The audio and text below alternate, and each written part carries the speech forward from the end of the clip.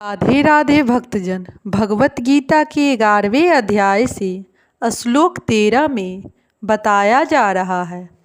उस समय अर्जुन भगवान के विश्व रूप में एक ही स्थान पर स्थित हजारों भागों में विभक्त ब्रह्मांड के अनंत अंशों को देख सका।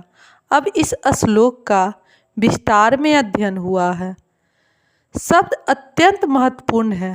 तंत्र वहाँ शब्द अत्यंत महत्वपूर्ण है। इससे सूचित होता है कि जब अर्जुन ने विश्व रूप देखा उस समय अर्जुन तथा कृष्ण दोनों ही रथ पर बैठे थे। युद्ध भूमि के अन्य लोग इस रूप को देख नहीं सके क्योंकि कृष्ण ने न केवल अर्जुन को दृष्टि प्रदान की थी, वह कृष्ण के शरीर में हजारों लोक देख सका। जैसा कि वैदिक शास्त्रों से पता चलता है कि ब्रह्मांड अनेक है और लोक भी अनेक है। इनमें से कुछ मिट्टी के बने हैं, कुछ सोने के, कुछ रत्नों के, कुछ बहुत बड़े हैं तो कुछ बहुत बड़े नहीं हैं। अपने रथ पर बैठकर अर्जुन इन सबों को देख सकता था, किंतु कोई यह नहीं जान पाया कि अर्जुन तथा कृष्ण के बीच क्या चल रहा था।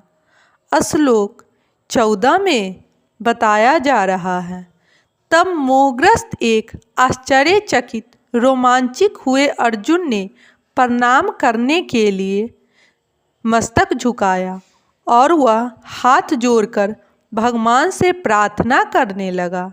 अब इस श्लोक का विस्तार में अध्ययन हुआ है। एक बार दिव्य दर्शन हुआ नहीं कि कृष्ण तथा अर्जुन के पारस्परिक संबंध तुरंत बदल गए। अभी तक कृष्ण तथा अर्जुन में मैत्रेय संबंध था, किंतु दर्शन होते ही अर्जुन अत्यंत आदरपूर्वक प्रणाम कर रहा है और हाथ जोड़कर कृष्ण से प्रार्थना कर रहा है। वह उनके विश्व रूप की प्रशंसा कर रहा है। इस प्रकार अर्जुन का संबंध मित्रता का न रहकर आश्चर्य का बन जाता है। बड़े बड़े भक्त कृष्ण को समस्त संबंधों का आधार मानते हैं। शास्त्रों में इस प्रकार के संबंधों का उल्लेख है और ये सब कृष्ण में निहित है।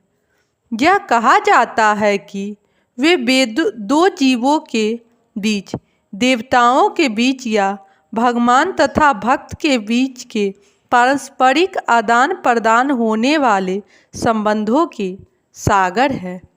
यहाँ पर अर्जुन आश्चर्य संबंध से प्रेरित है और उसी में वह अत्यंत गंभीर तथा शांत होते हुए भी अत्यंत आह्लादित हो उठा।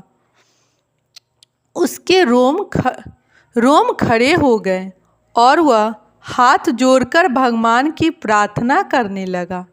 निसंदेह वह भयभीत नहीं था, वह भगवान के आश्चर्यों से अभिभूत था। इस समय तो उसके सक्षम आश्चर्य था और उसकी प्रेम पूर्वक मित्रता आश्चर्य से अभिभूत थी। अतः उसकी प्रतिक्रिया इस प्रकार हुई। राधे राधे भक्तजन।